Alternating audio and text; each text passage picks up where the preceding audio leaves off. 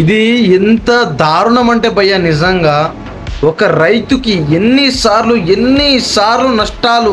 వాయమ్మ, మళ్ళా కొన్ని ఎకరాల పొలం మొత్తం మొక్కజొన్న మొత్తం కాలిపోయిందనమాట, బూడిదైపోయింది. ఆ పొలంతో పాటు ఆవులు కూడా కాలిపోయినాయి.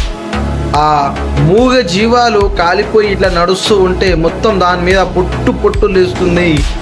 చూస్తే గుండె తరుక్కుపోతుంది.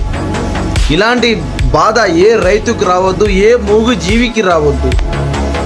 పంట చేతికొచ్చిన పంట మొత్తం నాశనం అయిపోయింది. దగ్గర 10 నుంచి 50 ఎకరాల వరకు ఉన్న పొలం మొత్తం మొక్కజొన్న మొత్తం కాలి బూడిదైపోయింది. చేతికి దొరకకుండా అయిపోయింది మొత్తం. ఆ రైతు బాధ ఎవరికి చెప్పుకోవాలో కూడా తెలియదన్నమాట. కన్నీరు మొన్నీరు రైతులు, ఆ రైతులు, ఆ అక్కలు, ఆ అమ్మలైతే మరి దారుణంగా ఏడుస్తుంది.